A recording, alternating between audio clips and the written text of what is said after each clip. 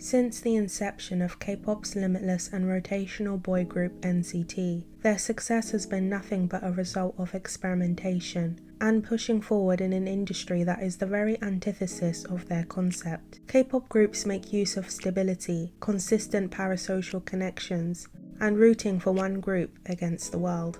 But what if that one group was segmented into many different parts, with different ideologies and style, bringing in a diverse audience of consumers who have their own preferences? On the surface, it sounds like a good business decision. Having one group appeal to what everybody likes through various individual factions is certainly lucrative. But what lies beneath the surface is a group suffering from paralysis due to the management of the group's failure to truly consider the implication of the group's premise, a problem that will follow them forever.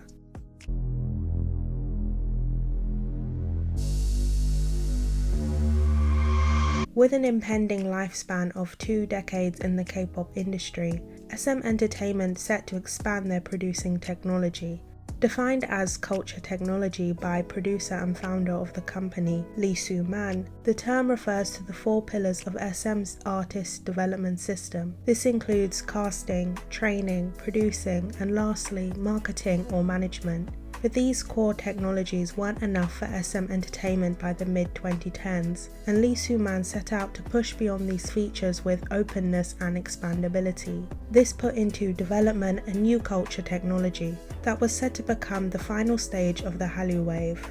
The goal of this new culture technology was to localize K-pop by creating targeted music and content for local markets across the world, where different groups would be based. This would be achieved through joint ventures with local companies and artists. The idea needed a vessel, and that turned out to be none other than the new boy group NCT, an abbreviation of the term Neo-Culture Technology. NCT was said by SM to have the ability to branch out to multiple endless subunits that could be based in each city anywhere around the world. The subunits would become home to a limitless sprawl of male idols, with an abundance of new members, and ground rules that could be implemented like graduation. The design undeniably took big inspiration from Yasushi Akamoto's AKB48 franchise, that was also in the process of localizing J-pop across Asia, around the time of NCT's inception, with a collection of groups under the 48 moniker popping up across different districts around Japan, and the following debut of JKT48 based on the Jakarta region of Indonesia in 2011, along with SNH48 based in Shanghai that debuted in 2013. AKB48 was J-pop's miracle, at a time where the idol wave had died down severely in Japan throughout the 2000s. AKB48 were trailblazers through the market with less competitors, and with an underdog fairy tale starring Maeda Atsuko, a election, and numerous built theatres, the group made it to the top and demolished their competition. When it came to NCT, the real question on everyone's mind was, would NCT become K-pop's miracle?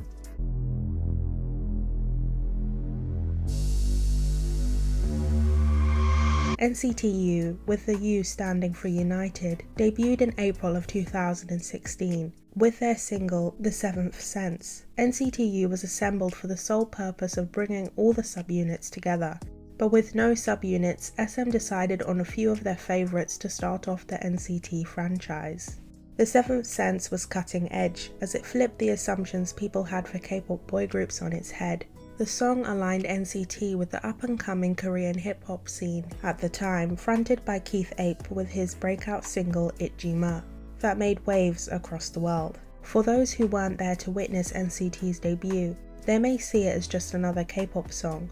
But back then in 2016, The Seventh Sense was unheard of and crossed boundaries amongst the sea of dance pop and EDM that the majority of boy groups were clinging onto. The seamless integration of alternative R&B, hip-hop and trap emphasized that going forward, K-pop boy groups could camouflage using any genre that wasn't just teen pop or EDM that was hip-hop influenced. The Seventh Sense made a strong impression overseas, but NCT weren't done that year after taking a victory lap with the global attention received from The Seventh Sense, as the following debut of the units NCT Dream and NCT 127 were imminent. NCT 127 were the Seoul-based unit named after the longitude coordinate of the city, debuting with the song Fire Truck 2 months after NCTU's The Seventh Sense. 127's Fire Truck appealed to the conventional boy group sound of the time, but conventionally their take on the dance pop trend was way more unique and added their own special twist. For the past 6 years, NCT 127's underlining concept has been rebellious and powerful, with a playful incorporation of the hip-hop genre performed with hard-hitting choreography. Their signature song Cherry Bomb was banned from broadcasting on Music Bank for encouraging bad behaviour among youth. Yet SM refused to censor the lyrics of the song, further solidifying that 127 was a subunit that would never be the cookie-cutter K-pop boy group the industry expected them to be. On the other hand, in a striking contrast to NCT 127, was unit NCT Dream. The concept for NCT Dream was a subunit based on the naivety of youth, centering members who were on the brink of entering their late teens. Their debut song Chewing Gum blew people away with hoverboard choreography, along with its sugary sweet adoption of bubblegum pop. Seeing how the group's concept was rooted in youth, once the members started to age, this became a growing issue. How would NCT Dream move on from their teenage years? The process was tedious due to their change in visual director, Min Hee-jin, who had left the company in 2018 for HYBE.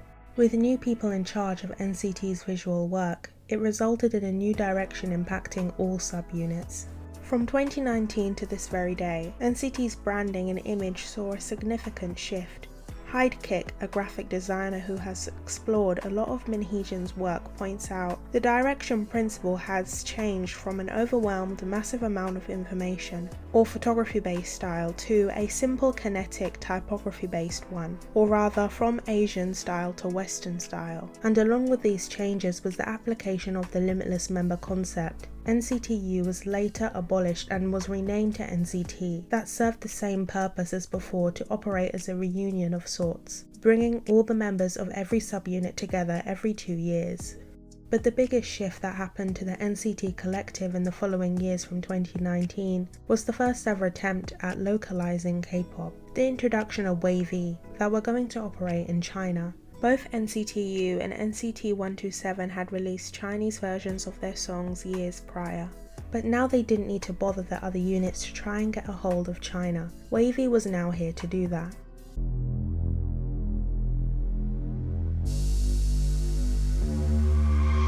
The addition of WAVY at the time they debuted, and choosing China as the first market to attempt the K-pop localization process with, was a grave mistake. I don't think WAVY shouldn't have debuted at all. Their debut was inevitable. I more so believe that WAVY should not have been the first localized NCT group. For the previous years before 2019, the new culture technology approach to K-pop had not been proved as a true viable concept, neither in the domestic market or in the international market, both according to fans and critics. That year, as part of NCT's ethos of sharing K-pop globally, their American detour angered South Korean stans and they boycotted their album We Are Superhuman.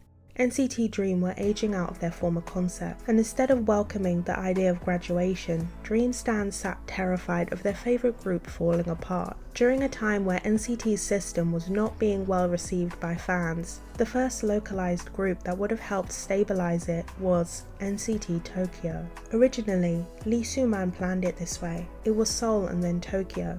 But for reasons I assume due to his obsession and stubbornness about China, SM chose China first instead of Japan. There are obvious reasons as to why NCT Tokyo should have come first. Japan already has a secure idol industry that has been running since the 1960s. Japanese consumers of idol music have already been exposed to NCT's new culture technology through the unavoidable fame of AKB48 and now Nogizaka 46. Out of every music market in the world, Japan will understand NCT's system the most. Through this, SM could have safely enforced the localization process, but instead SM chose the hard way for NCT, something you'll soon notice has become a pattern for the group. First of all, the group couldn't even be named after NCT because of politics, and had to be named WAVY instead, breaking the cohesive branding for the NCT group. This was just a preview of how difficult things would become. You see, unlike Japan and South Korea, who are decades into their idol industry with a stable environment, China was still at the very start of their blossoming idol industry in 2018, 1 year before WayV's debut. Chinese idol groups don't have many places to promote the group and end up releasing infrequently compared to K-pop idol groups. There are no idol music show programs like what K-pop or J-pop has. So what were WayV going to do when they released new albums for the Chinese market? Perform on Inkigayo? Following in the footsteps of their fellow Chinese idol groups, WayV also had to divide and conquer, as individual brand endorsements, modeling and pictorials were the only opportunities they could get to promote as idols in China. This breeds an intense solo stan culture. And if you're wondering how China's 48 branch is doing, they have built theatres for the members to perform, while WayV does not have such a thing. Expanding in East Asia was a necessary move for NCT, as they are the biggest market for K-pop. However, China was not the correct first pick on behalf of management. You'll notice that nowadays many K-pop companies have started the localization process in Japan. JYP debuted Need You, a Japanese girl group with Korean styling, concept and sound, paralleling Twice's formative years. HYBE also intends to debut their Japanese boy group and team, with nods to HYBE's signature down-to-earth K-pop imagery and sound. The idea of bringing the Hallyu wave to other local markets was integral to NCT's concept. And now, due to SM delaying NCT Tokyo for 6 years since it was promised in 2016, the market has catched up, and NCT Tokyo will have competitors with a slew of J-pop groups now produced with K-pop affinity. Another example of SM making things harder for NCT than it already needed to be, and another missed opportunity, was Super M. Similar to WayV, Super M was another irresponsible risk, involving the members of NCT who had already debuted within a risky system. Super M was marketed as a supergroup, with 2 EXO members, 1 SHINee member, and lastly 4 members of NCT. Super M was a collaboration of SM Entertainment and Capital Music Group, and was intended for the Western music market only, more specifically America. Again, this seems like a lost opportunity, another hard option, and SM Entertainment failing to see the potential of what they envisioned NCT to be. Super M failed to truly capture the American pop market. Even if they did achieve a #1 on the Billboard 200, the group was unsustainable in the face of fans who spent years beefing with each other, and now they were being told they had to get along to uplift the success of a unit they never desired. When Super M debuted in 2019, SM were clearly trying to fight back against BTS's newfound success in the American market through a unique Avengers concept that would give them an edge over BTS. But it wouldn't be until 2022 that K-pop companies discovered the true edge that loomed over BTS's success in America: the cultural and language barrier. BTS's success in America was not planned by Big Hit, although they aided it and tried their best to adhere to it, with none of the members being American and only 1 fluent-speaking English member. BTS sadly struggled to connect with the American general public and branch out their appeal to the fullest. If the NCT system wasn't already so out of shape at that point in 2019, SM could have showed their expertise with their new culture technology by debuting an NCT America unit. It could be a 5-member group based in America, but feature members from Australia and Canada, exactly how NCT 127 is based in Seoul, but with multinational members. Westerners prefer boy bands with members who are approachable, relatable, and casual. Johnny and Mark could have become the frontmen of this group, as both members have that Western boy next door appeal. They come across as friendly and reachable and could redefine what K-pop is to the general public in America. NCT's preferred use of genres in the American music market would have made an NCT US unit fit right in. In 2021, SM seemed to have missed their moment, as other companies were catching on, and were only then claiming to be working on their NCT US expansion. The details of this expansion just prove to me SM further has no understanding of the current state of the American music market, even less understanding than what I thought about their attempt with Super M. They want to introduce the group through a survival show TV series, which might not be the best choice, since America's own TV talent survival shows have been in a harsh decline since the beginning of the 2010s. When JYP wanted to form a Japanese group, a survival show made sense to enter that market. as Japan's produced alumni have seen great success. This compared to American survival shows, who have failed to produce a famous name in the music industry for now almost a decade, except for Melanie Martinez, who didn't even win in her season. Also, if you're going to choose a name that's cheesy like NCT Hollywood, then at least make it camp and call it NCT 90210. I know that fans might think that having an American unit at all is a bad idea, but now that America is a viable market, it's becoming something a big company like SM can't ignore. I personally think it would have been better to get a head start with NCT's American unit instead of Super M, because now in the upcoming years, SM's competitors are going to want to localize in America, and if they hadn't focused on Super M and got a move on it, maybe SM wouldn't be dwindling in the American market right now.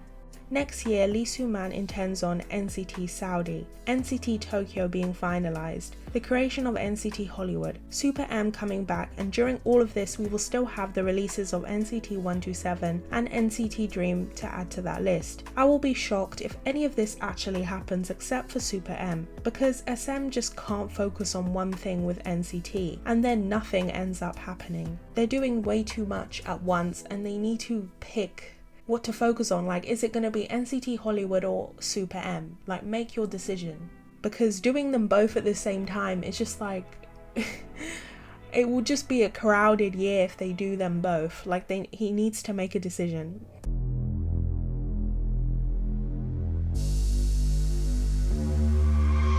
What became the most difficult hurdle for the NCT system was how hard it was to translate ideas birthed from the J-pop market to the K-pop market. The graduation idea had to be scrapped after NCT Dream became too beloved to graduate, and the idea of a voting election equivalent to AKB48 Senbatsu had to be cancelled after fans were outraged, as it could only result in unpopular members being voted out of big unit promotions. Many think that this is all due to K-pop's more attached nature, but in actuality, it's a little more complex than that. K-pop fans have an entirely different philosophy, financial background, gender, and generation compared to the consumers of Yasushi Akamoto's 48 series. AKB48 attracts a middle-aged and middle-class fan base who have disposable income and more free time. They can afford to spend thousands on their fave and have the leisure time to attend all their events. NCT attracts teenagers, those in their early 20s, and even children. These demographics are either in college or school and might have less money to spare on bulk bought NCT albums for a voting election. The biggest difference is, of course, gender. AKB48 attracts men and NCT attracts women. Men may see female idols more as passing objects that they could choose in exchange, and due to misogyny combined with ageism, many male fans will have no problem with older women graduating in exchange for younger girls. On the other hand, women will see male idols as people they must stand by and protect for many years as they can, no matter how old they become. This caused the failure of NCT's graduation system. Fans didn't like it when the group had a graduation scheme. They didn't like it that new members were joining when they could barely manage their current members. They didn't like the idea of NCT Hollywood and thought it was ridiculous.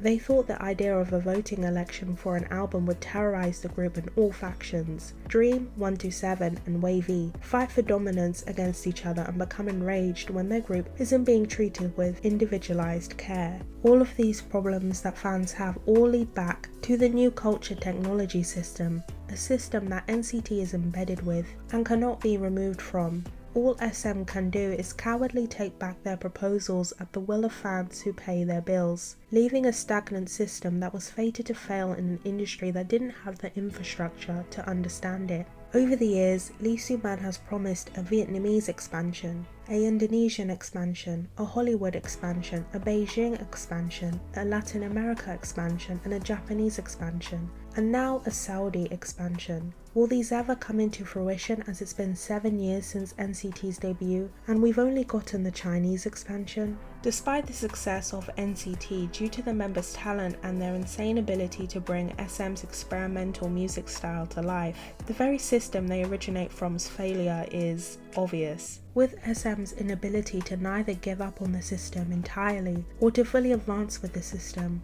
It places the whole group in a strange limbo, where they can't keep expanding due to the wishes of fans, but they also can't abandon the core original system of subunits as it's too late in their career to abolish the system, like EXO did. So now, no matter how popular NCT get, they'll always be held back due to the balancing act of trying to please fans by softening the NCT system, or pushing through with what the group set out to be. All that's left to say is that I can only give my support to the current members of NCT, as they are the ones who have debuted in such a system that benefits them less than other standard K-pop groups. It's hard to stand out and build your career within the confines of a 23-member group, no matter how many albums you sell as a collective.